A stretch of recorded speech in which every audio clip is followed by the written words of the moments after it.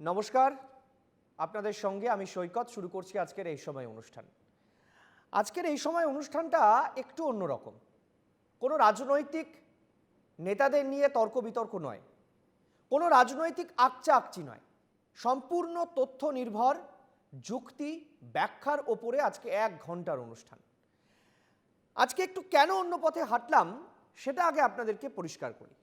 আপনারা জানেন যে কলকাতা হাইকোর্টের বিচারপতি দেবাংশু বসাকের ডিভিশন বেঞ্চ 2016 সালে যে এসএসসির নিয়োগ হয় সেই নিয়োগে 25,753 জনের চাকরির যে প্যানেল সেই প্যানেল বাতিল করে দেয় এবং সেই প্যানেল বাতিল হওয়ার কারণে এই 25,753 জনেরই চাকরি চলে যায়।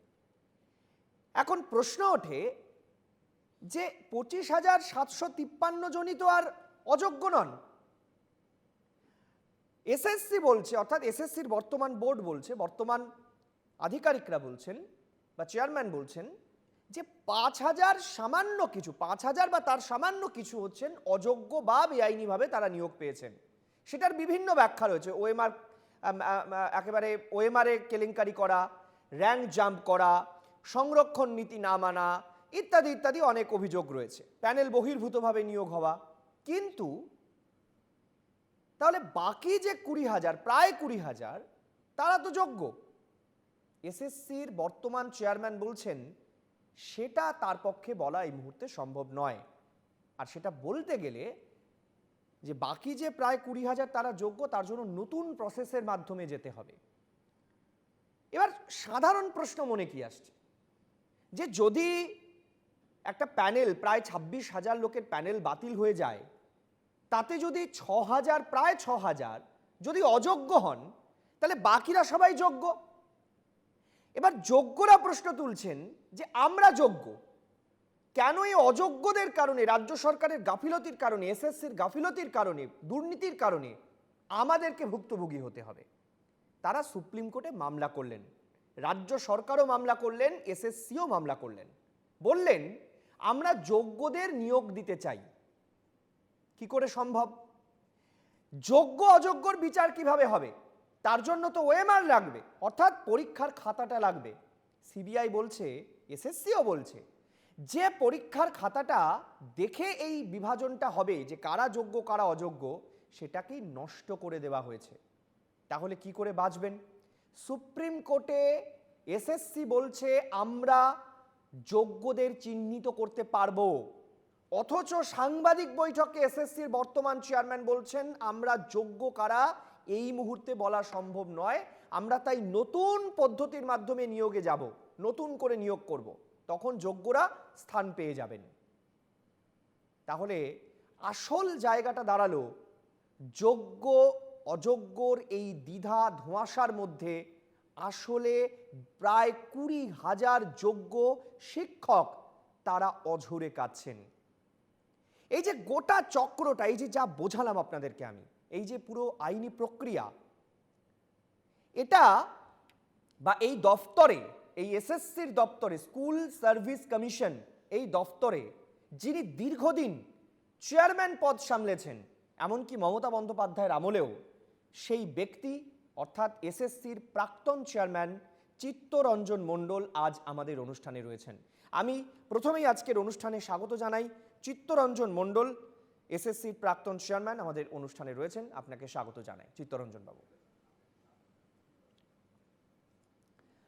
একই সঙ্গে আমি স্বাগত জানাবো, আজকের অনুষ্ঠানে রয়েছেন পঙ্কজ রায়, যারা নিজেদেরকে যোগ্য চাকরিহারা শিক্ষক বলছেন, এবং রয়েছেন উমা ঘোষ, যিনিও নিজেকে চাকরিহারা যোগ্য শিক্ষক বলছেন, তারাও রয়েছেন। আপনাদের দুজনকেও স্বাগত।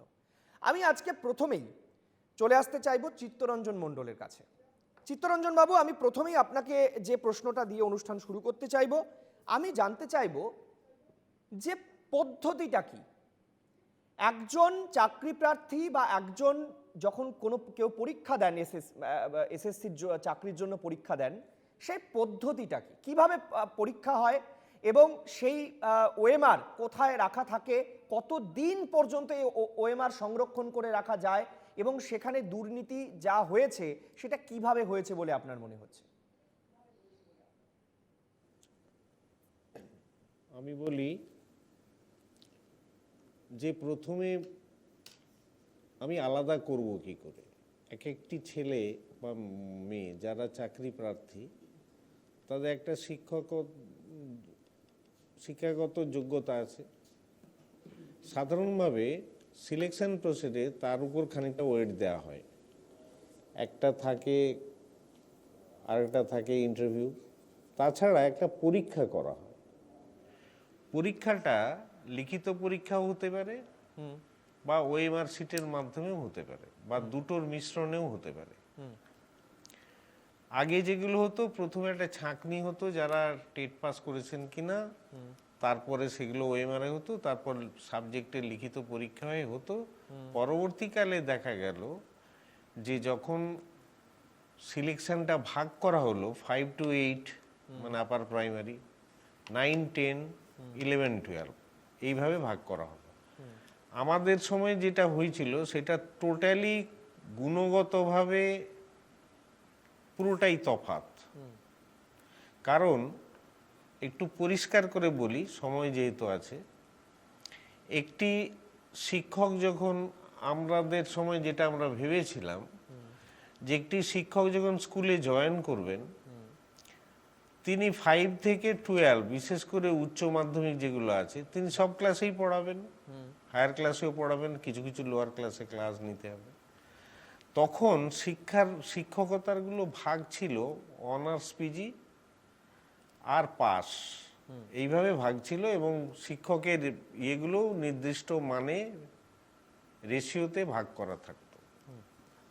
সবারই টেট নেওয়া হয়েছিল 90 নম্বরের, 60 নম্বরের লিখিত পরীক্ষা হয়েছিল। যারা টেট কোয়ালিফায়ার একটা মার্কস আছে 40% মার্কস, সেটা দিয়ে প্রথমে একটা ছাঁকনি দিয়ে কিছু ছেলেকে তুলে নেওয়া হলো। তারপর তার লিখিত পরীক্ষা নেওয়া হলো, তাদেরও একটা কোয়ালিফাইং মার্কস আছে, সেই উপরে যারা পেল তাদেরকে নিয়ে এবার সবগুলো যোগ করে প্রথমে যে টেট পরীক্ষাটা হলো সেটাকে ওএমআর তাদের ডুপ্লিকেট দেয়া ছিল, তারা নিজেরাই জানে, উত্তরপত্র ওয়েবসাইটে দিয়ে দেওয়া হলো। দেওয়ার পর তারা নিজেরা দেখতে পেল যার নির্দিষ্ট নম্বর সেটা পাবে কিনা। যাদের আপত্তি ছিল তাদেরকে বলা হয়েছিল কারো যদি আপত্তি থাকে তারা এসে বলতো, আমি পুরনো পদ্ধতিটার কথা বলছি, তারা যাদের আপত্তি আছে তারা এসএসসিকে লিখতে পারেন, তাদেরটা আবার পুনর্বিবেচন করা হবে, যদি কিছু হয় তাদের জানানো হবে, যদি ভুল না থাকে তাহলে তাদের আবেদনটা গ্রহণ করা হবে না, যদি থাকে গ্রহণ করা হবে, রিভিশন করা হবে, এইসব পদ্ধতিগুলো ছিল। লিখিত পরীক্ষাটা ইভ্যালুয়েশনের পরে যারা চাকরি প্রার্থী তাদেরকে বলে দেওয়া হলো এই তোমরা মার্কস পেয়েছো, কারো যদি কোনো আপত্তি থাকে তোমরা এসে খাতা দেখতে পারো, 10 টাকা সামান্য জমা দিয়ে দেখতে পারো।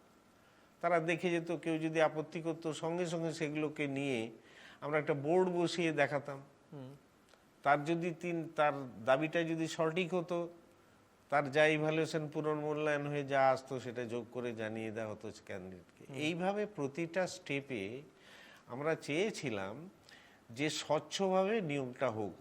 আমি যে সময়টা চেয়ারম্যান ছিলাম, কারণ আমার একটা মনে হয়েছিল যে সাধারণ সমাজের নিয়মই হলো যোগ্যতমের জয়, সার্ভাইভাল অফ দ্য ফিটেস্ট। চাকরি প্রার্থী যেহেতু লক্ষের অর্ডারের, কয়েক লক্ষ, চাকরির পদের সংখ্যা কয়েক হাজারে, স্বাভাবিক কারণেই আমাকে বেস্ট অফ দ্য লটকে তুলতে হবে, এসএসসির এটা দায়িত্বের মধ্যে পড়ে। ঠিক। তারপর বিভিন্ন কার্যকারণ সম্পর্কে আমি ছেড়ে দিয়েছিলাম, সেই বিতর্কে আর আমি যাচ্ছি না। তারপরে শুরু হলো, তখন ভাগ করে দেওয়া হলো। কীরকম ভাগ হলো? 5 to 8 একটা, যাদের টেট নিতে হবে, 9, 10 একটা, আর একাদশ দ্বাদশ একটা। 5 to 8 হচ্ছে আপার প্রাইমারি ভাবে ভাগ করা হলো, যেটা টেট নিতেই হবে। টেট মানে তার মিনিমাম ইংরেজি নলেজ, মিনিমাম বাংলার নলেজ বা কোনো দুটো সাবজেক্টের নলেজ, আর তার ইত্যাদি পেডাগোগিক্যাল সাবজেক্ট, টিচিংয়ের দক্ষতা, এইসবগুলো নিতেই হবে, প্লাস কিছু সাবজেক্টের নিতে হবে। এইভাবে টেটটা ম্যান্ডেটারি ছিল আপ টু ক্লাস 8। 9, 10, 11, 12-এর ম্যান্ডেটারি ছিল না। সম্ভবত আমাদের সময় কিন্তু আমরা একটা টেট নিয়েছিলাম, যে জেনারেল ইংলিশ বা জেনারেল দুটো ল্যাঙ্গুয়েজের তার প্রফিসিয়েন্সি কতটা, তারপর তার পেডাগোগি, টিচিংয়ের পেডাগোগিটা কোথায়, বিএড আছে কি নেই, এই সবগুলোর জন্য আলাদা করে লিখিত পরীক্ষাটা 60 নম্বর। কিন্তু এখন যেটা পরবর্তীকালে যেটা চেঞ্জ হলো, যে সমস্ত যেহেতু 9, 10 এবং 11, 12-এ টেট পরীক্ষা দেওয়ার প্রয়োজন হয় না, সেই জন্য এই সরকার সিদ্ধান্ত নিলেন যে তারা সংক্ষিপ্ত কোশ্চেনে টেটের আকারে অর্থাৎ ওএমআর শিটে তারা পরীক্ষাটা নেবেন। ভালো সিদ্ধান্ত। আগে আমরা করতাম কি, এই স্বচ্ছতা রাখার জন্য এর ডুপ্লিকেটটা ছেলেমেয়েরা নিয়ে যেতে পারত। ডুপ্লিকেট মানে কার্বনলেস ডুপ্লিকেট, এক ধরনের কাগজ পাওয়া যায় যেটা দিলে তলায় কার্বন কপির মতো হবে না, কিন্তু স্প্রিন্টটা রয়ে যাবে। এখানে প্রথমেই করে দেওয়া কি, যে যেটা 9, 10, 11, 12 এবং গ্রুপ সি গ্রুপ ডির ক্ষেত্রে আমি বলছি, সবচেয়ে ভালো হতো যদি ছেলে মেয়েদের ডুপ্লিকেটটা দেয়া হতো ওএমআর। যে পরীক্ষাটা হয়েছিল তার যদি ওএমআর একটা দেয়া থাকতো, 2022 সালে যে ডুপ্লিকেট কপি দেওয়ার চেষ্টা করা হয়েছে, তাহলে হয়তো আজকে যে অরিজিনাল কপিগুলো নষ্ট হয়ে গেছে বা তার স্ক্যান কপিও পাওয়া যাচ্ছে না, সেই সমস্যাটা একটা থার্ড থাকতো, যে অপশন থাকতো, যে ছেলে মেয়েদের আহ্বান করা হতো, তোমাদের যার যার কাছে ডুপ্লিকেট আছে তারা দাও, যারা যোগ্য তারা চাকরিটা নিয়ে চলে যাও, যারা যোগ্য নয় তারা বাদ চলে যেত। অর্থাৎ একটা সুযোগ ছিল ওএমআর দেওয়ার, একটা ওএমআরের যদি কপিটা চাকরি প্রার্থীরা নিয়ে যেতে পারতেন, তাহলে যেমন স্বচ্ছতাটা থাকতো, তার সাথে আর একটা জিনিস থেকে যেত, তার একটা ডকুমেন্ট পরীক্ষার্থীদের হাতেও রয়ে যেত। অর্থাৎ সব নষ্ট হয়ে গেলেও পরীক্ষার্থীরা নিজেদেরটা এনে বলতে পারতেন, এই দেখো আমার পরীক্ষা, আমি যোগ্য, আমি অযোগ্য।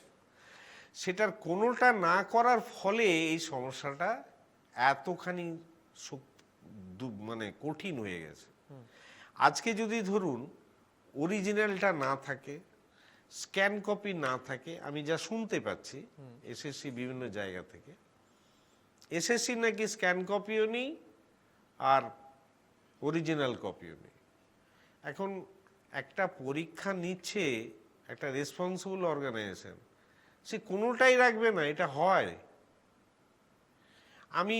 আমার একটু বিশ্বাস করতে কষ্ট হচ্ছে, আমার ধারণা কোথাও না কোথাও অরিজিনাল না থাকলেও কোথাও না কোথাও একটা ডিজিটাল বা স্ক্যান কপি আছে বলে আমার ধারণা, এবং হয়তো এটা আমার বিশ্বাস।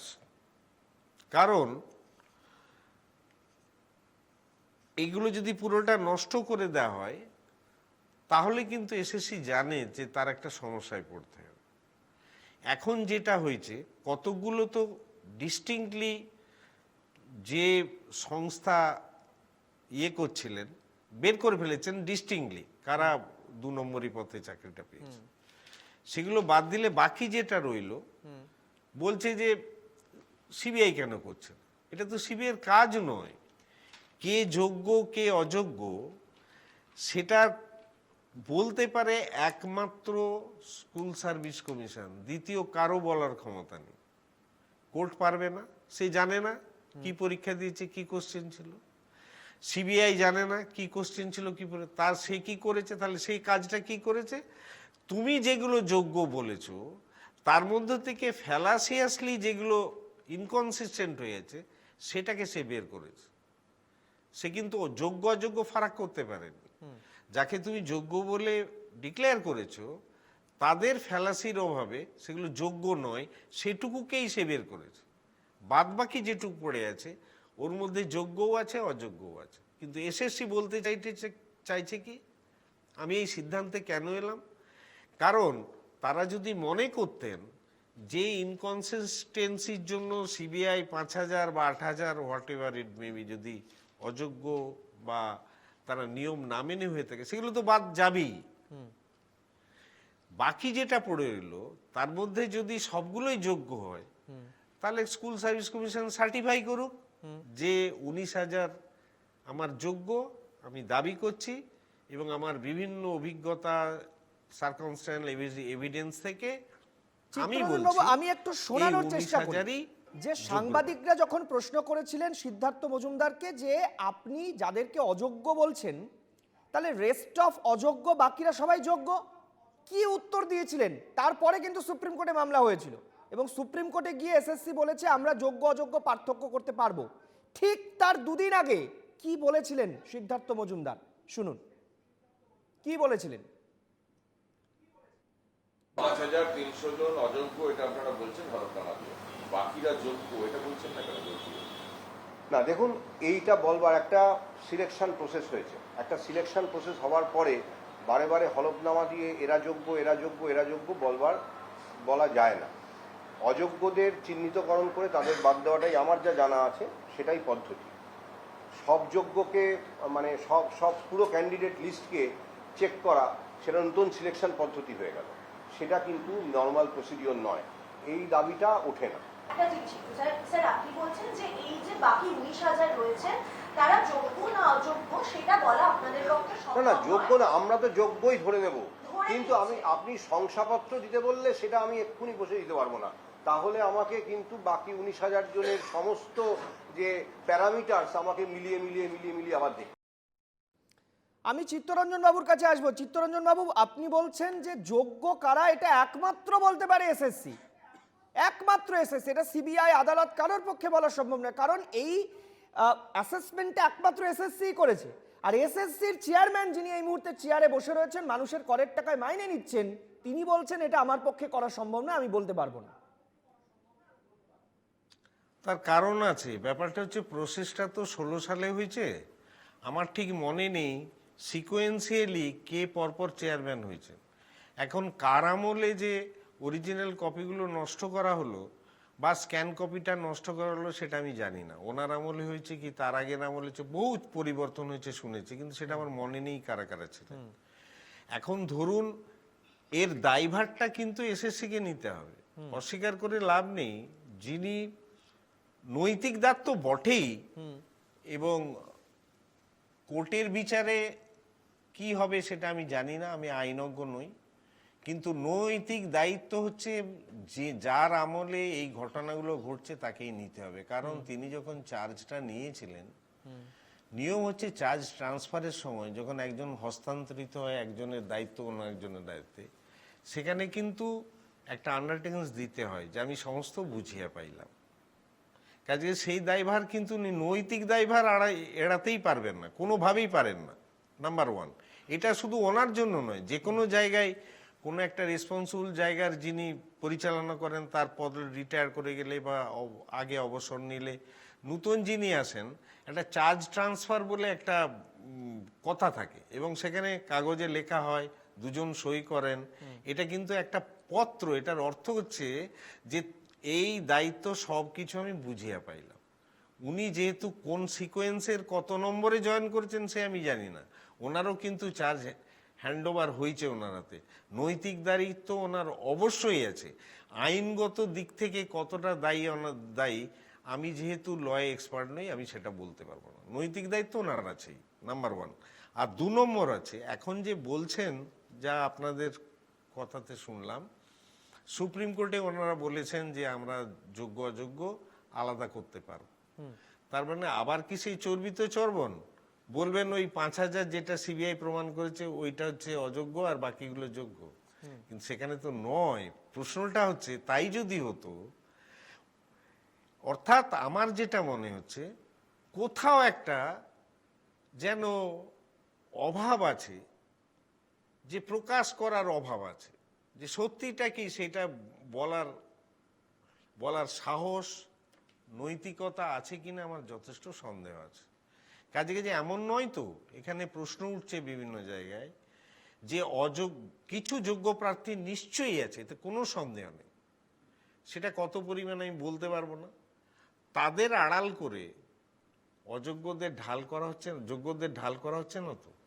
এখানেই হচ্ছে ট্র্যাজেডিটা, এখানেই হচ্ছে কষ্টের জায়গাটা। যারা সত্যিকার পেল, সত্যিকার পড়াশোনা করলো, সত্যিকার ভালো ছেলে, সত্যিকার যোগ্য শিক্ষকতা বা যে সমস্ত কাজগুলো আছে, তাদেরকে ভুগতে হচ্ছে। দুর্ভাগ্যের জায়গাটা এইটা, যে স্কুল সার্ভিস কমিশন যদি ঠিক মতো বা সরকার মানে আমি মানে এডুকেশন ডিপার্টমেন্টকেও বলছি, স্কুল এডুকেশন ডিপার্টমেন্ট এবং তার উপরে যারা আছেন সবারকেই বলছি যে ওনারা যদি চান, সদিচ্ছা যদি ওনাদের তৈরি হয়, ইচ্ছে যদি থাকে যে সত্যিকার যোগ্য অযোগ্য বিচারটা করে আমরা আলাদা করি, তাহলে কিন্তু সম্ভব, নচেত সম্ভব নয়। আর যতই এড়িয়ে যান না কেন, আমার ধারণা এর ফয়সালা হবেই হবে, দুদিন আগে বা পরে, আমি যতটুকু বুঝতে পারছি। কি করে বলছি এই কথাটা? হঠাৎ তো আমি জ্যোতিষী নই। কারণ আমি একদিন টিভিতে দেখলাম কিছু ছেলে মেয়ে বলছে আমাদের কাছে ওএমআর আছে। সেই ওএমআরগুলো এলো কোত্থেকে? কপি আছে তাদের কাছে, সেগুলো এলো কোত্থেকে? যেটুকু খবর পেলাম সেটা নাকি এসএসসির ওয়েবসাইটে প্রকাশ করা ছিল, সেখান থেকে তারা ডাউনলোড করে পেয়েছে। তাহলে সেগুলো শোনা যাচ্ছে নাকি, আমি শিওর নই, যেটুকু খবর পেলাম নবম দশম আর গ্রুপ ডি। তাহলে নবম দশম গ্রুপ ডির যদি ওএমআর এর ডুপ্লিকেট এক্সিস্ট করে, 11-12 আর গ্রুপ সিটা গেল কোথায়? সেটা তো একই সঙ্গে থাকার কথা, সেটা তো নেই। এইখানেই আমার একটু কিরকম যেন মনে হচ্ছে এসএসসি যেভাবে ফাংশন করছেন খুব স্বচ্ছ বলে আমার মনে হচ্ছে না। তার কারণ কিছু ছেলে যারা ওএমআর সিটের কপি দেখাচ্ছে, আমি সংবাদ মাধ্যমে দেখতে পাচ্ছি, তারা বোধহয় আন্দোলনও করছেন, যেই তো আমার ওএমআর, আমি তো যোগ্য। তাহলে সেটা অংশের কোন অংশটা? 9-10 এবং গ্রুপ ডি, আমি যা খবর পেলাম। ঠিক। তাহলে গ্রুপ সি আর 11-12টা গেল কোথায়? সেটাকে কোথায় গেল? প্রায় কাছাকাছি সময় তো হয়েছিল। এখান থেকে আমার একটা স্থির বিশ্বাস কোথাও না কোথাও সমস্ত স্ক্যান কপি আছে, যে কোনো কারণেও সেটা বার করা যাচ্ছে না, যে জায়গায় পড়ে গেছে। এবং আমার ধারণা কিছুদিন হয়তো সময় যাবে, পরে কিন্তু সত্যি সত্যটা বেরোবে, তখন কিন্তু এই ইনস্টিটিউশনের মারাত্মক জায়গায় পড়ে যাবেন, সেটা কিন্তু তাদের সাবধান হতে হবে। আজকে চাপু বলার চেষ্টা করলেও কিন্তু সত্যকে সাধারণভাবে চাপা যায় না, এটা আমি বিশ্বাস, ন্যাচারাল ফিলোসফি। সত্য তার জায়গা করে নেবে, সে ফুটে উঠবে, এই বিশ্বাস আমার আছে। অর্থাৎ একটা বিষয় আমি খুব পরিষ্কার বুঝতে পারছি চিত্তরঞ্জন বাবু, কোথাও যেন আপনি একটা চেতাবনী দিচ্ছেন বর্তমান চেয়ারম্যানকে, যে যদি এখনো আপনার সত্যি কিছু জানা থাকে, যদি এখনো রাজনৈতিক চাপের কারণে হয়তো আপনি কিছু চেপে যাওয়ার চেষ্টা করছেন বা অযোগ্যদেরকে গার্ড করার জন্য যোগ্যদের ঢাল করার চেষ্টা করছেন, তাহলে এখনো সময় আছে, আপনি সত্যিটা বলুন। কেন এই কথাটা আমি বলছি? কারণ কখনো এসএসসির চেয়ারম্যান যা বলছেন আর আদালতে গিয়ে যা বলছেন, অনেকে বলছেন ম্যাচ করছে না কথায়। এবং আরেকটা উদাহরণ চিত্তরঞ্জন বাবু তুলে ধরলেন যে নবম দশমের যদি ওএমআর থাকতে পারে, সেটা আপলোড হতে পারে আদালতের নির্দেশে, তাহলে এসএলএসটি 11-12 এসএলএসটি এদের ওএমআরটা কোথায় গেল? তাহলে শুধু কি ওদের ওএমআরটাই নষ্ট করা হলো, কেন নবম দশম করা হলো না? তাহলে কি নবম দশমে কেউ ভুয়ো নেই? একটা গোজামিল লাগছে পুরো বিষয়টা। আমি একটু পঙ্কজ রায়ের কাছে যাব এবং উমা ঘোষের কাছে যাব। আমি প্রথমে উমাদি আপনার কাছে আসতে চাইবো। ম্যাডাম, আপনার কাছে এই যে যোগ্য অযোগ্য বলা হচ্ছে না, আপনারা বলছেন আমরা যোগ্য, এসএসসি তো বলতেই পারছে না কারা যোগ্য কারা অযোগ্য। আপনারা কি করে বুঝতে পারছেন আপনারা যোগ্য? আপনাদের কাছে কি ব্যাখ্যা রয়েছে? এই যোগ্যতার ভিত্তিতে আপনাদের ব্যাখ্যা কি? প্রথমে বলি, আমি 2016 সালের প্যানেলভুক্ত একজন 11-12 শিক্ষক, এবং আমি নিজেকে যোগ্য মনে করি এই কারণে যে আমি এসএসসি একটা প্রসিডিওরের মাধ্যমে আমি এই প্যানেলভুক্ত হয়েছি এবং প্রায় 5 বছর আমি চাকরি করেছি। তো আমি যদি অযোগ্যই হতাম, তাহলে 5 বছর আগে কেন আমাকে তখন বলা হয়নি আমি অযোগ্য? আর আরেকটা কথা বলি, এখানে কিন্তু অনেক কিছুই আছে যেটা সবসময় প্রকাশিত হয় না। যেমন হচ্ছে আমার প্রথম এসএসসির কাছে প্রশ্ন, ওএমআর সিট কিন্তু ম্যানিপুলেশন হয়েছে, আমার নিজেরই হয়েছে, কারণ আমি ওএমআর সিটে পরীক্ষা দিয়েছি। সেই ওএমআর সিটের কার্বন কপি আমার কাছে ছিল না ঠিকই, কিন্তু যখন অভিজিৎ গাঙ্গুলির এজলাসে যখন কেসটা উঠেছিল, তখন কিন্তু ওএমআর সিট বার করার জন্য নির্দেশ তিনি দিয়েছিলেন। সেক্ষেত্রে 9-10-এর ওএমআর সিট এবং গ্রুপ ডির ওএমআর সিট বার করা হয়েছিল ঠিকই, 11-12-এর ওএমআর সিট বার করা হয়নি। আরও একটা নির্দেশ ছিল সেখানে যে 11, 12, 9, 10 সব কিছুর একটা আমাদের ওএমআর সিটের নাম্বার, ইন্টারভিউয়ের নাম্বার প্লাস একাডেমিক স্কোর, এই 3টে স্কোর বিভাজনটা আমাদের দেখাতে হবে কিসে কত পেয়েছি। সেক্ষেত্রে আমি যে অ্যান্সার কিটা এসএসসি দিয়েছিল সেখান থেকে আমি মিলিয়ে দেখেছি আমি কটা ঠিক করেছি কটা ভুল করেছি। সেখানে আমি 55-র মধ্যে পেয়েছি 52, কিন্তু ওএমআর সিটে আমার ম্যানিপুলেশন হয়েছে এবং সেখানে দেয়া হয়েছে 49, মানে নাম্বারটা আমার কমেছে। ইন্টারভিউয়ে দেয়া হয়েছে আমাকে 10-এর মধ্যে 3 এবং একাডেমিক ফুল আমার 35-এ 35, অর্থাৎ মাধ্যমিক, উচ্চ মাধ্যমিক, গ্র্যাজুয়েশন, এমএ, বিএড এইসবের যে নাম্বারটা থাকে সেখানে আমার 35-এ 35। কাজে এখান থেকে দেখা যাচ্ছে একটা দুর্নীতি হয়েছে। এসএসসি যদি বলে এখন আমি যোগ্য অযোগ্য আলাদা করতে পারছি না, তাহলে আলাদাটা করবে কে? আমরা তো আর টেন্ডার ডাকিনি। আমাদের যেগুলো কর্তব্য, আমাদের পরীক্ষা দেওয়া কর্তব্য, ফর্ম ফিল আপ করা কর্তব্য, পরীক্ষা দেওয়া কর্তব্য, ইন্টারভিউ দেওয়া কর্তব্য, ভেরিফিকেশনের জন্য ডাকা হয়েছে সেগুলো আমাদের কর্তব্য। আমাদের সব কাগজপত্র যদি ঠিক থাকে তাহলে আমরা কি করে অযোগ্য হলাম? আমরা এই প্রসিডিওরের মধ্যে দিয়ে এসে আমরা নিজেদের যোগ্য প্রমাণ করেছি। আর কতবার যোগ্য প্রমাণ করতে হবে?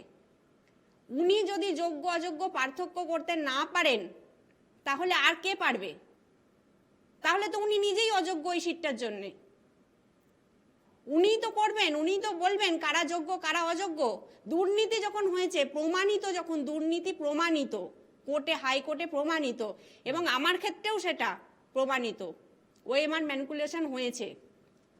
সেই জন্য বলছি এসএসসির কাছে আমাদের অনুরোধ যে আপনারা যদি এখনো পর্যন্ত সদিচ্ছা যদি থাকে আপনাদের, এখনো সময় আছে, আমাদের বাঁচান, আমাদের ওএমআর সিট বার করুন এবং আমাদের যোগ্য বলে প্রমাণিত করুন এবং শংসাপত্র দিন যে এরা যোগ্য এরা অযোগ্য।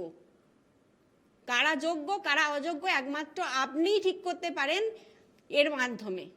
আমি একটু পঙ্কজ বাবু, সবাই বলছে যে আমি একটু পঙ্কজ বাবুর কাছে আসবো। পঙ্কজ বাবু, আমি একটা প্রশ্ন আপনার কাছে করতে চাইবো, সেটা হচ্ছে এসএসসির কাজটা কি?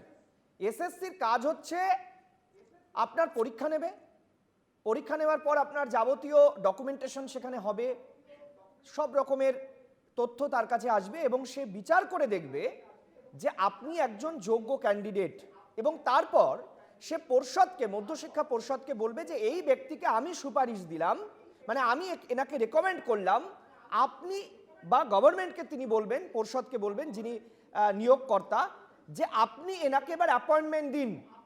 এবং সেই অ্যাপয়েন্টমেন্ট দেওয়া হবে কিসের ভিত্তিতে? রাজ্য সরকারের শিক্ষা দপ্তরের যে শূন্য পদ, সেই শূন্য পদের আপনি একজন হিসাবে সেখানে নিয়োগ হবেন এবং আপনার অর্থ দপ্তর থেকে আপনার প্রতি মাসে টাকা অ্যাকাউন্টে ঢুকবে। অর্থাৎ এমন কোনো বিষয় নয় যে পার্থ চট্টোপাধ্যায় বলে দিলেন যাও একে ঢুকিয়ে দাও, এটা এমন নয়। তিনটি দপ্তরের সঙ্গে যুক্ত। প্রথম কথা এসএসসি, মধ্যশিক্ষা পর্ষদ এবং রাজ্য সরকারের শিক্ষা দপ্তর। তাহলে এতগুলো দপ্তর, আজকে সবাই বলছেন আমরা কিছু জানি না, কিভাবে হলো জানি না, মুখ্যমন্ত্রী বলছেন আমি জানি না, পর্ষদ বলছে আমি জানি না, কিন্তু সবাই বলছেন হ্যাঁ দুর্নীতি হয়েছে, কিন্তু আপনাদের দায়টা কেউ নিতে চাইছেন না, আপনাদেরকে পথে বসতে হচ্ছে। দায় নেবেন না এসএসসির বর্তমান চেয়ারম্যান যিনি পদে বসে রয়েছেন? নৈতিকতার দায় তো নিতে হবে। নমস্কার, আমি পঙ্কজ রায়, দ্বাদশ বিভাগের রাষ্ট্রবিজ্ঞানের শিক্ষক, বর্তমানে চাকরিহারা। আমরা সত্যিই তো যখন আমরা নোটিফিকেশন দেখি, সেই নোটিফিকেশন অনুযায়ী আমরা পরীক্ষা দিই। কার মাধ্যমে দিই? কোনো একটা তো সিস্টেম থাকে, একটা প্রসিডিওর মেনটেন করা হয়, যে প্রসিডিওরটা একটা স্বয়ংশাসিত একটা সংস্থা এসএসসি যে নোটিফিকেশন জারি করে, সে পরীক্ষা অর্গানাইজ করে, পরীক্ষার পরে রেজাল্ট আউট করে, রেজাল্টের পরে ইন্টারভিউয়ের পরে তারপরে ভেরিফিকেশন করে আবার কাউন্সেলিং, তারপরে অ্যাপয়েন্টমেন্ট, তারপরে গিয়ে স্কুলে জয়েনিং যাচ্ছি। এতগুলো ধাপ অতিক্রম করেছি, দীর্ঘ 5 বছর অতিক্রান্ত হয়েছে চাকরি জীবন, কিন্তু বর্তমানে আমি চাকরি হারা। এর দায় তো আমি যতটুকু মনে করি যে আমাদেরকে যে রিক্রুটমেন্ট করেছে, যে একজন স্বয়ংশাসিত একটা সংস্থা, তাকে সম্পূর্ণভাবে এটা দায় নেওয়া উচিত, কারণ উনিই আমাদেরকে রিকমেন্ড করেছে একদম প্রথম থেকে। রিকমেন্ডেশন না করলে পর্ষদ অ্যাপয়েন্টমেন্ট দিত না, তাহলে উনি তো আমাদের রিকমেন্ডেশন দিয়েছে, যোগ্যতা তো উনি ধারণ করেছে যে আমি যোগ্য কি অযোগ্য। যোগ্য বলেই তো উনি আমাদেরকে একটা রিকমেন্ডেশন করে অ্যাপয়েন্টমেন্টের ব্যবস্থা করেছে, তাহলে দায়টা তো ওনারই নেওয়া উচিত। পঙ্কজবাবু, আপনাকে যোগ্য বলে রেকমেন্ড করেছিল এসএসসি, আজ আপনাদের যোগ্য বলে রেকমেন্ড করার সাহস দেখাতে পারছেন না সিদ্ধার্থ মজুমদার। হ্যাঁ, এখানেই তো আমার প্রশ্ন যে কেন এরকম হচ্ছে। আপনারা যোগ্য অযোগ্যকে তালিকা যখন করতেই পারছেন না, এটা তো আপনাদের দায়িত্ব, আপনারাই করুন না। আমরা যোগ্য না, এতগুলো স্টেপ করে এসেছি, তারপরেও আপনারা যদি এইটুকু না করতে পারেন তো দায়িত্ব আপনারই ওপরে যাবে। কারণ ওই পোস্টটা হচ্ছে এমন একটা পোস্ট যেটা একটা স্বয়ংসহায়তা সংস্থা যে নিয়ে আসবে ওনাকে এটা দায়িত্ব নিতে হবে যে এটা কি করা যায়। শুধু বেশ। দায় এড়িয়ে দিলে হবে না। আমি একটা বক্তব্য শোনাই। এই যে বারবার দায়ের কথা বলছেন না, উমাদেবী বলছেন, পঙ্কজবাবু বলছেন দায়ের কথা, এই দায় নিয়েও সিদ্ধার্থ মজুমদারকে প্রশ্ন করা হয়েছিল যে এই নৈতিক দায়টা কার। সিদ্ধার্থ মজুমদার দায় নিলেন না, সোজা সাপটা দায় ঝেড়ে ফেলে দিলেন। শুনুন তো কি বলেছেন, হু রেসপন্সিবল।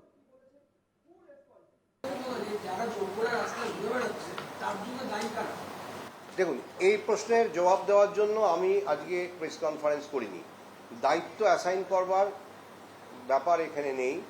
আমি শুনেছি আপনারা প্রচুর আমাকে ফোন করেছেন, আপনিও করেছেন, অন্যরাও করেছেন, যে আমরা কোনো তথ্য দিইনি। এটা মানে সহযোগিতার অভাব মহামান্য আদালত মনে করেছেন, আমি মাথা পেতে নিচ্ছি। কিন্তু কেউ যদি বলেন যে কিছুই দেওয়া হয়নি, সেটা আমি মানব না। অর্থাৎ যারা বলছেন তাদের জন্যই আমার এটা বার্তা, আপনারাও আমাদের জিজ্ঞেস করছেন, এই জন্যই প্রেস কনফারেন্সটা দেখেছি। এবারে দায়িত্ব কার দায়িত্ব, কে করেছেন, কেন করেছেন, কখন করেছেন, আমি এই প্রশ্ন। আমি আবারও চলে যাব চিত্তরঞ্জন মণ্ডল আপনার কাছে, এসএসসির প্রাক্তন চেয়ারম্যান। চিত্তরঞ্জন বাবু, আমার যতদূর মনে পড়ছে যে আপনি মমতা বন্দ্যোপাধ্যায় যখন ক্ষমতায় রয়েছেন তখনও আপনি এসএসসির চেয়ারম্যান পদে রয়েছেন, এবং প্রথম টার্মে যখন আপনি এসএসসির চেয়ারম্যান মমতা বন্দ্যোপাধ্যায়ের আমলে, তখন পার্থবাবু রাজ্যের শিক্ষামন্ত্রী, এবং আপনাকে এক প্রকার ফোর্সফুলি, আপনি বারবার সেটা বিভিন্ন ইন্টারভিউতে বলেছেন যে ফোর্সফুলি, পার্থবাবু শিক্ষামন্ত্রী ছিলেন না, ব্রাত্যবাবু ছিলেন। ব্রাত্য বসু, রাইট, ব্রাত্য বসু ছিলেন শিক্ষামন্ত্রী, রাইট। কিন্তু পার্থ চট্টোপাধ্যায়ের ইন্টারভেনশন এবং রাজ্যের শীর্ষ নেত্রী প্রশাসনিক প্রধান, তার ইন্টারভেনশনে সম্ভবত আপনাকে এসএসসির চেয়ারম্যান পদ ছাড়তে হয় একেবারে রাতারাতি, খুব দ্রুত সময়ের মধ্যে। আমার একটা জিনিস আপনার থেকে জানতে ইচ্ছে করছে, দায় নিয়ে যখন কথা হচ্ছে, সত্যি কি বর্তমান চেয়ারম্যানের কোনো দায় নেই? উনি বলছেন দায় নিয়ে কথা বলার জন্য প্রেস মিট করিনি, তাহলে দায়টা কে নেবে? আপনার কি মনে হয় যে বর্তমান এসএসসির যে বোর্ড বা এসএসসির বলে যে সংস্থাটি, স্বশাসিত সংস্থাটি রয়েছে, এই সংস্থাটির এবার অন্যরকম পদ্ধতি দরকার, বা এই সংস্থাটিকেই তুলে দেওয়ার দরকার, মডিফিকেশন দরকার, কি মনে হয় আপনার? দেখুন, সংস্থা তুলে দিয়ে তো সলিউশন হবে না। সলিউশনটা যেটা হবে, বরঞ্চ সংস্থাগুলো রেখে যাতে সেটা এমন পদ্ধতিতে হয় যে স্বচ্ছ হয়, সেটাই করা দরকার। কেন এই কথাটা বলছি? আপনি যদি দেখেন, এখন অধ্যাপক ব্রাত্য বসু শিক্ষামন্ত্রী, স্কুল এবং উচ্চশিক্ষা, উনি বলছেন এরপরে আমরা ডুপ্লিকেট দেব, এরপরে আমরা ওএমআর শিট সংরক্ষণ করব। এখন বলছেন, উনি যখন ছিলেন তখন তো এই প্রসেসগুলো বর্তমান ছিল ওনার আমলে। মাঝখানে কে শিক্ষামন্ত্রী হলেন, কে রেগুলেশন চেঞ্জ করলো, সেদিকে তো আমরা যাব না। কারণ সরকারটা একটা কন্টিনিউয়াস প্রসেস। আজকে একটা দলের সরকার, পরের দলের সরকার আর একটা যদি আসে, দেখবেন গণতন্ত্রে এটা একটা কন্টিনিউয়াস প্রসেস। তার খানিকটা দায়ভার পরবর্তী সরকারকে নিতে হয়। যদি ধরুন এখন যে সরকারটা আছে কোনো একটা সময় টাইমের ব্যবধানে সে যদি কিছু করে যায় বা ভুল করে যায় তার দায়ভার কিন্তু পরবর্তী সরকারের নিতে হয়। সেই রকম যে কোনো ব্যবস্থার মধ্যে, চলমান ব্যবস্থার মধ্যে দায় কিন্তু বর্তায় যিনি দায়িত্ব নিয়েছেন বা যারা নিয়েছেন। এখন আমাদের প্রশ্ন হলো যে ব্রাত্যবাবু বলছেন তার আমলে যেটা হয়েছিল অতীত, সেখানে ডুপ্লিকেট ছিল, দেওয়া হয়েছিল, সেখানে ওএমআর বা ওই জাতীয় পরীক্ষাপত্র সংরক্ষণ করা হয়েছিল। আবার পরবর্তী পর্যায়ে উনি বলছেন আমরা করব, ভবিষ্যতেও করবেন, অতীতেও করা হয়েছে। তাহলে মাঝখানে এই যে বর্তমান সময়টায় এর ব্যতিক্রম হলো কেন? নিশ্চয়ই কিছু একটা গন্ডগোল হয়েছে। তাহলে তার দায়ভার যারা সেই প্রতিষ্ঠান বহন করছেন তাদেরকে নিতেই হবে। আমি দায়ী ব্যাপারের জন্য আমি প্রেস কনফারেন্স ডাকিনি, এটা কোনো প্রশ্ন হতে পারে না। দায়ী নির্ধারণ করার জন্য তিনি প্রেস কনফারেন্স ডাকেননি ঠিকই, কিন্তু সাধারণভাবে একটা নিয়ম বোঝায় যে একটা প্রেস কনফারেন্স করলে তিনি যেটা বলতে চান সেটা সবাই শুনবেন, তার সঙ্গে আনুষাঙ্গিক কিছু প্রশ্ন করেন, এইটাই নিয়ম। সাধারণভাবে কোনো প্রতিষ্ঠান থেকে যখন সাংবাদিক সম্মেলন জানা হয় তিনি তার কথাটা বলেন, তখন তার আনুষাঙ্গিক প্রশ্ন নিয়ে সংবাদ মাধ্যম তাকে প্রশ্ন করেন। সেইভাবেই প্রশ্নটা উঠে এসেছে। উনি দেখুন ওইখানেও বলছেন যে এটা ওই জন্য ডাকিনি। প্রশ্নটা কোনো একটা বিষয়ে ডাকা হয় না, একটা বিষয়ে ডাকা হয় কিন্তু তারপরে আনুষঙ্গিক প্রশ্ন হলে তার উত্তর দেন, এইটাই সাধারণভাবে চলে। উনি সেটাকে বলছেন আমার তো এজেন্ডাতে ছিল না, এটাই হচ্ছে দুর্বলতার লক্ষণ। এখন কেন এটা করছেন সেটা আমি জানি না, বলতেও পারবো না। তার মানে উনি বলতে বা পারছেন উনি না, হয়তো রাজনৈতিক জানেন না, চাপে সত্যি বলতে তাও পারছেন হতে না বলে পারে। মনে হচ্ছে। আমি সেটা দেখুন বলতে পারবো না উনি ওর সঙ্গে নিজে জড়িত কিনা, বা রাজনৈতিক চাপের কিনা, বা বন্ধুত্বের মূল্য দিতে গিয়ে ওনাকে করতে হচ্ছে কিনা, আমি কিন্তু এটা বলতে পারবো না। এটা উনিই সবচেয়ে ভালো বলতে পারবেন। তবে এইটুকু বলতে পারি যে দিন কিন্তু বেশি দিন নেই, উনি এর থেকে কিন্তু এড়িয়ে যেতে পারবেন না, কিছুতেই পারবেন না। আমাদের আইন আদালত এমনভাবে সৃষ্ট যে তাকে যত গালাগালি আমরা করি না কেন, এই বিগত 70 বছর 75 বছর কেটে গেছে, এখনো আইন ব্যবস্থা ছিল, আছে, তারা সমহিমায় দাঁড়িয়ে আছে। এটা মাথায় রাখবেন। এই কথাটা আমি খুব জোর দিয়ে বলছি। আমাদের ভারতবর্ষের সংবিধান যথেষ্ট শক্তিশালী এবং তার আনুষঙ্গিক স্তম্ভগুলো যথেষ্ট শক্তিশালী। তাকে দুর্বল করার চেষ্টা হলেও সে দুর্বল হবে না, সে বেঁচে থাকবে। রাশিয়ার কমিউনিজমও 70 বছরে পড়ে গেছে, কিন্তু ভারতবর্ষের স্বাধীনোত্তর যে গণতন্ত্রের 75 বছর অলরেডি কেটে গেছে, আরো 75 বছর কেন কয়েকশো বছর চলবে, এই ব্যাপারে আমি নিশ্চিত। তাই বলছি, এর উপর ভরসা করে বলছি, এখনো আমাদের আদালতের উপর ভরসা আছে। যে সংস্থাগুলো এগুলো দেখাশোনা করছেন বা করছেন, যাদেরকে ওই সিবিআইডি হোয়াট এভার ইউ কল, তারা সত্যটা সামনে আনবেন এবং সলিউশন হবে। শুধু একটাই আমার খারাপ লাগছে যে সত্যিকার যারা যোগ্য প্রার্থী, ওর মধ্যে তো কিছু নিশ্চয়ই আছেন, কে আছেন আমি বলতে পারবো না, কারণ কোনো জিনিস 100% পিওর হয় না, আবার কোনো জিনিস 100% ইমপিওর হয় না। কাজে কাজে তার একটা মিক্সচার থাকবেই। আমি এখনো মনে করি সাধারণ প্রাকৃতিক নিয়মে কিছু স্বচ্ছ ব্যক্তি আছেন, যোগ্য প্রার্থী আছেন, আমি এই ব্যাপারে নিশ্চিত। তার সংখ্যাটা কত বলতে পারবো না, কিন্তু তাদের আপাতত একটু সময়, খুব খারাপ সময় গেলেও আমি যেভাবে গতি প্রকৃতি কোর্ট বা তদন্তকারী সংস্থার যে অ্যাপ্রোচগুলো দেখছি, তার থেকে যদি আমার সামান্যতম কিছু ইনটিউশন কাজে লাগিয়ে সামনের দিকে তাকিয়ে কিছু বলি, বোধহয় অপরাধ হবে না। আমি সেই জন্য বলছি, যারা যোগ্য প্রার্থী সাময়িক একটা কষ্ট হলেও ধৈর্য ধরে থাকুন, এর সমাধান হবেই হবে। হয়তো তার বিনিময়ে কিছুটা দিন আপনাদের অত্যন্ত কষ্টে কাটাতে হবে, কিন্তু এটা চিত্তরঞ্জন বাবু, হবেই। কারণ আমি কিছু জায়গা আমি বিশ্বাস করি এটা। চিত্তরঞ্জন বাবু, আমি একটা বক্তব্য শোনাবো রাজ্যের বর্তমান শিক্ষামন্ত্রী, আমি তারপর প্রশ্নে আসবো। কি বলেছেন ব্রাত্য বসু এই হাইকোর্টের নির্দেশ আসার পর আপনাদেরকে শোনাবো। তাহলে যোগ্য লোকের চাকরি কি চলে যাবে? সেটা কি আমাদের সরকার হতে দিতে পারে? আমার উত্তর প্রাথমিকভাবে হচ্ছে না, পারে না। এবং যোগ্য চাকরি প্রার্থীরা তারাও দেখছেন যে কিভাবে এইটা করা হলো। তো যেহেতু এসএসসি মনে করছে যে তারা সুপ্রিম কোর্টে যাবে এবং তারা আমাদের কাছে বলেছে, তো আমরাও আইনি পরামর্শ নিয়ে দেখব যে দপ্তরে যেতে পারে কিনা। আমি একটা জিনিস একটু জানতে চাই চিত্তরঞ্জন বাবু, যে আপনি একটু আগেই বলছিলাম যে যখন আপনি এসএসসির চেয়ারম্যান ছিলেন তখন রাজ্যের শিক্ষামন্ত্রী ব্রাত্য বসু ছিলেন। আপনাকে তখন সেই চাকরিটা ছাড়তে হয়, এসএসসির চেয়ারম্যান পদ ছাড়তে হয়। আজকে যে টাইমে এই তথ্য বা ডিক্লারেশনগুলো সামনে আসছে হাইকোর্টে, এসএসসি বা পর্ষদের যে কেলেঙ্কারিগুলো সেই সময়কার সামনে আসছে আজকে, এবং super numeric post also, super numeric post যে সময় ক্রিয়েট করা হয়েছে তখন ব্রাত্য বসু রাজ্যের মন্ত্রী, যতটা তথ্য সামনে আসছে, এবং সবথেকে বড় কথা যে সময় কেলেঙ্কারিগুলো আসছে তখনও ব্রাত্য বসু রাজ্যের শিক্ষামন্ত্রী। ব্রাত্য বসুর কোনো এক্ষেত্রে জড়িত থাকার কোনো সম্ভাবনা, রাজনৈতিক যোগ আছে বলে মনে হচ্ছে?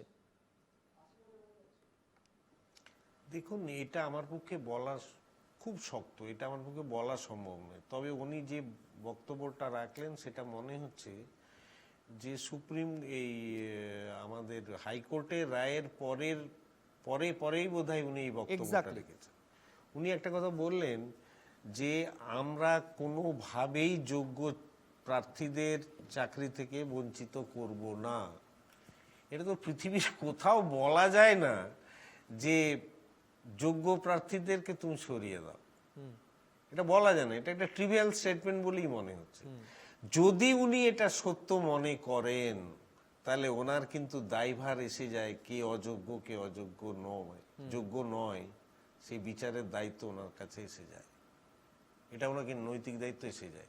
আমি যদি কোথাও বলি যে যোগ্যদের আমি কিছুতেই বঞ্চিত হতে দেব না, আমি যেহেতু প্রশাসনের একটা ইয়েতে আছি, অটোমেটিক্যালি আমি বলি বা না বলি আমার উপর একটা নৈতিক দায় এসে যায়, যেন তেন প্রকারেণ আমাকে যোগ্য অযোগ্য বিচার করে আলাদা করতেই হবে, এই নৈতিক দায়িত্ব এসে যায়। উনি নিয়েছেন কিনা আমি বলতে পারবো না, কিন্তু ওনার বক্তব্যের মধ্যেই আমার মনে হচ্ছে ব্রাত্য বসুর মন্ত্রিসভা তো সেটা করেনি। ব্রাত্য বসুর মন্ত্রিসভা তো অযোগ্যদেরকে চাকরি দেওয়ার জন্য সুপার নিউমেরি পোস্ট ক্রিয়েট করেছিল, তার সঙ্গে কিছু যোগ্য চাকরি শিক্ষকদের সুযোগ করে দেওয়ার জন্য। শুনুন, সুপার নিউমেরিক পোস্টের ব্যাপারে আমাদের বিচারপতি বসাক যা বলেছেন তাতে তো একটা আপাতত স্টে অর্ডার আছে আগামী সোমবার পর্যন্ত। কাজেই সেটা হওয়ার পরে আরো ভালো করে পরিষ্কার হবে। কারণ দেখুন, সব যে এফিডেভিট যেগুলো স্কুল সার্ভিস কমিশন দিয়েছে, সিবিআই যে পুরোটা তো আমি দেখিনি, জানিও না। কাজে একদম আপনি যে প্রশ্নটা কংক্রিট ফর্মে উত্তর চাইছেন সেটা আমার পক্ষে দেওয়া সম্ভব নয়। আমরা কেবলমাত্র পারি যেটা কোর্টে কি হচ্ছে, কি হয়েছে, এফিডেভিট দেওয়া হয়েছে ইত্যাদি, তার থেকে কি সারাংশ বেরোলো, সমস্ত সংবাদ মাধ্যম কি বলছে, 10টা চ্যানেল ঘুরিয়ে দেখে তার থেকে আমার একটা বিশেষ ইন্টারেস্ট বলে ঘুরিয়ে দেখে বোঝার চেষ্টা করি। কাজে ওই ব্যাপারটা এখনো আমার কাছে খুব স্পষ্ট নয়। তবে একটা জিনিস বুঝেছি, যেটা যে কিছু পোস্ট তৈরি করা হয়েছিল, কেন তৈরি করা হয়েছিল এখনো জানি না। দ্বিতীয় কথা, যে পোস্টগুলো তৈরি হয়েছিল তার মধ্যে ওই যতগুলো চাকরি দেওয়া হয়েছে তার মধ্যে সুপার নিউমারি পোস্টগুলো আছে কিনা আমি সেটাও জানি না। এগুলো সব পরিষ্কার হবে। আগামী সোমবার তো সুপ্রিম কোর্টের শুনানি আছে। তবে আমি কিন্তু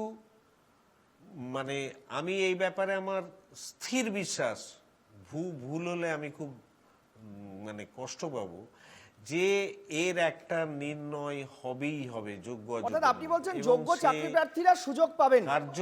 আমি চিত্তরঞ্জন বাবু একটা প্রশ্ন আপনার থেকে না জেনে পারছি না। আপনি যখন এসএসসি চেয়ারম্যান পদে ছিলেন সেই সময় আপনার কাছে অদ্ভুত আবদারগুলো আসতো যে অযোগ্যদের নিয়োগ করতে হবে, আমি সুপারিশ করছি অমুক লোককে ঢুকিয়ে দিতে হবে, এই আবদারগুলো আসতো আপনার কাছে?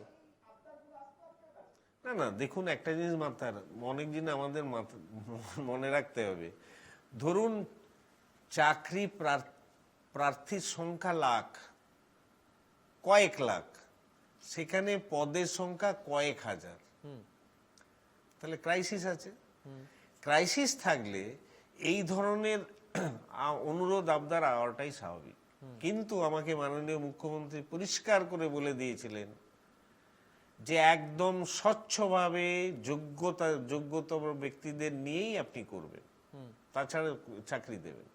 উনি স্পষ্ট ভাষায় আমার এই নির্দেশ দেওয়ার ফলে আমাকে তখনই ভাবতে শুরু করেছি আমি যে উনি যে দায়িত্বটা আমার উপর ন্যস্ত করেছেন সেটা কিভাবে স্বচ্ছ করা যায়।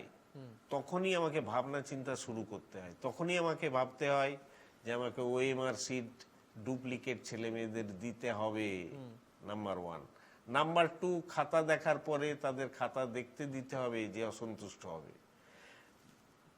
পরীক্ষার কোয়ালিফিকেশন অনুসারে কত নম্বর পড়েছে, ভুল হয়নি তো, সেই জন্য তাদেরকে চেক করতে দিতে হবে।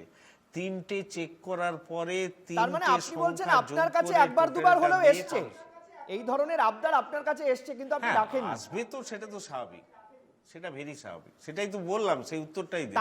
তারা কি যেখানে আজকে প্রার্থীর সংখ্যা, যারা এই আবদারগুলো করতেন তারা কি এখনো তৃণমূল কংগ্রেসে এক্সিস্ট করছেন, আছেন এখনো?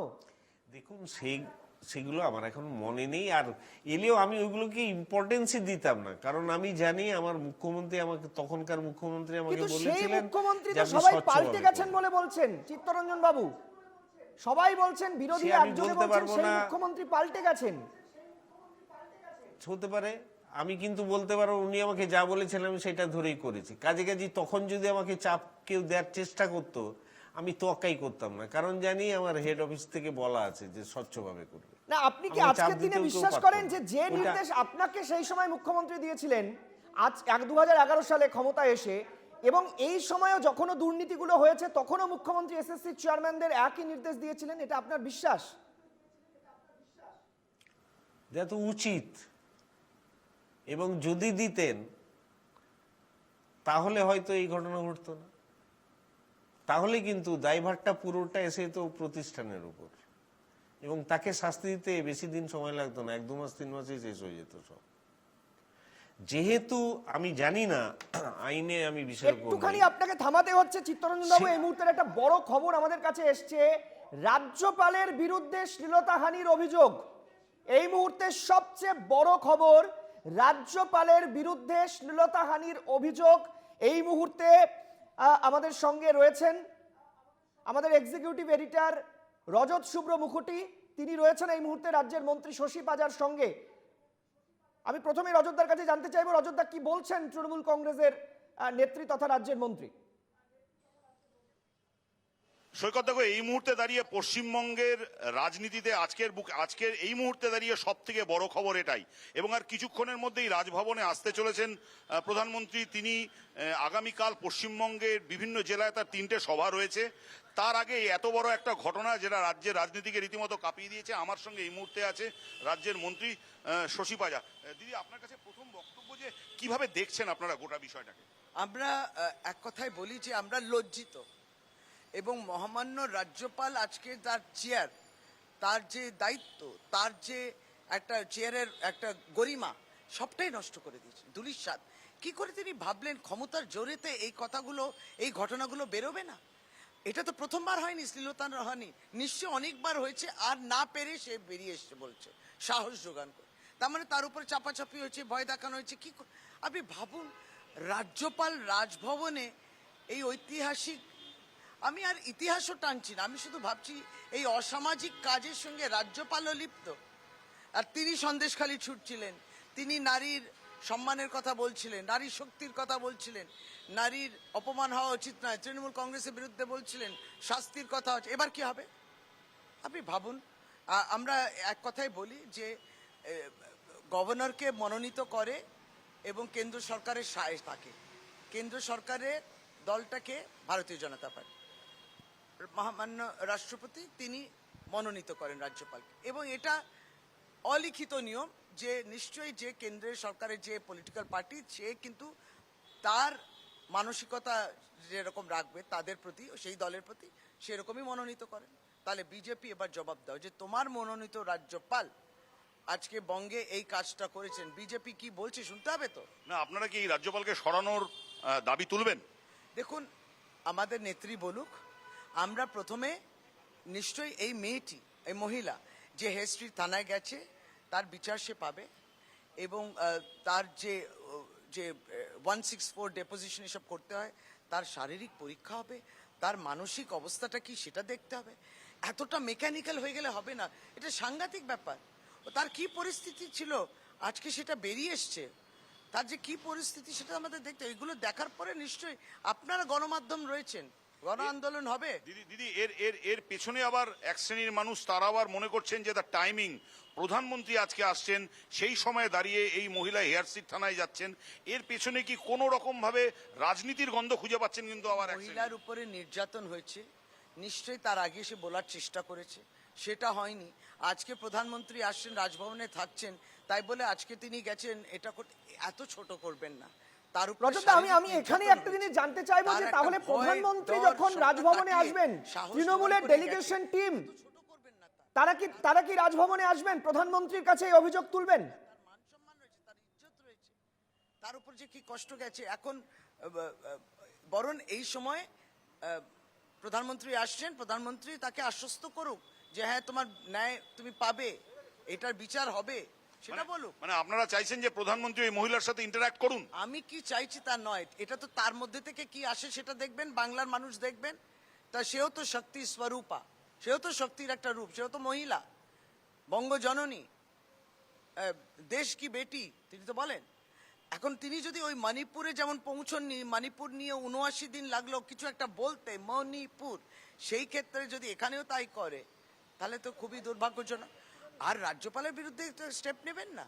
মানে তৃণমূল কি সামাও দিদি, তৃণমূল কি সামাও ইজ পলিটিসাইজিং দ্য ইস্যু? আমরা কেন পলিটিসাইজ করব বলুন? সন্দেশখালিতে তো সকলেই ঝাঁপিয়ে পড়েছে। মানে হেয়ার স্ট্রিট থানায় মামলা দায়ের হলো, তা পুলিশ আর উইদিন মিনিটস রাজ্যের মন্ত্রী প্রেস মিট করছেন। এরকম করবেন না। থানায় গেছে এবং আপনারা আমাদের কাছে জানতে চাইছেন, যেমন ঠিক আপনারা বিজেপির কাছেও যাবেন, কংগ্রেস, সিপিএম, লাল পার্টি সবাইকার কাছে যাবেন, মহামান্য রাজ্যপাল কাছেও যাবেন।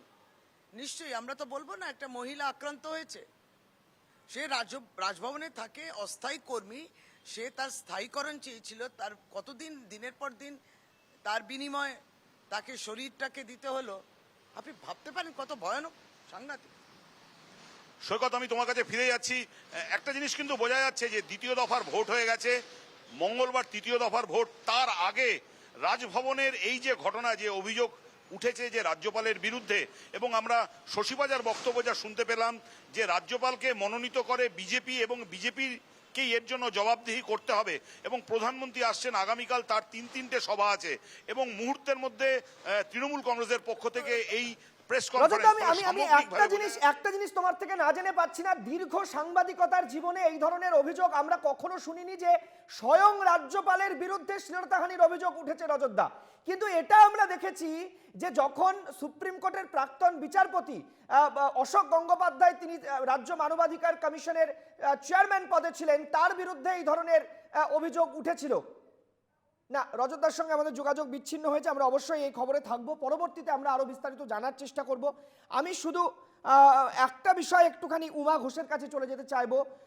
খুব দুর্ভাগ্যজনক একটি খবর, আমরা এই মাঝখানে ব্রেক করতে হলে অবশ্যই আমরা পরে নজর রাখবো। উমা দেবী, আমি শুধু একটা জিনিস জানতে চাই, এই গোটা আলোচনায় আপনারা কি আশাবাদী, আপনারা বিশ্বাস করছেন যোগ্য অযোগ্যদের সেগ্রিগেট করতে পারবে রাজ্য সরকার বা এসএসসি? সদিচ্ছা থাকলেই পারবে। সদিচ্ছা যদি কারো না থাকে, তাকে তো জোর করে বলা যায় না। একমাত্র পারে কোর্ট জোর করে এসএসসির কাছ থেকে যোগ্য আর অযোগ্য তালিকাটা চাইতে। আমরা আন্দোলন করব, আমরা রাস্তায় বসে থাকব, তাতে ওনাদের কিছু এসে যায় না, আমরা জানি, কিন্তু তবু আমরা করব, কারণ সমাজের আর 5 জনকে জানাতে হবে এটা কতটা দুর্নীতিগ্রস্ত হয়েছে যে এসএসসিটা। হ্যাঁ, পঙ্কজ বাবু কি বলবেন? শুনতে পেলাম না। আপনিও কি আশাবাদী? হ্যাঁ, অবশ্যই আশাবাদী। কারণ যদি সমস্ত কিছু যে দুর্নীতি হয়েছে মনে হচ্ছে আমার, কিন্তু যদি এসএসসি স্বয়ংশাসিত যে সংস্থা, উনি যদি চান তাহলে অবশ্যই আমরা এর সুরাহাটা পেতে পারি। বেশ, অনেক ধন্যবাদ। আমাদের অনুষ্ঠানে আজকে যে তিনজন অতিথি ছিলেন, চিত্তরঞ্জন মণ্ডল এসএসসির প্রাক্তন চেয়ারম্যান, পঙ্কজ রায় চাকরিহারা শিক্ষক, উমা ঘোষ চাকরিহারা শিক্ষক, প্রত্যেককে আপনাদের মূল্যবান সময় আমাদের সঙ্গে ভাগ করে নেওয়ার জন্য অসংখ্য ধন্যবাদ। আজ অনুষ্ঠান আমরা এখানেই শেষ করছি। নমস্কার।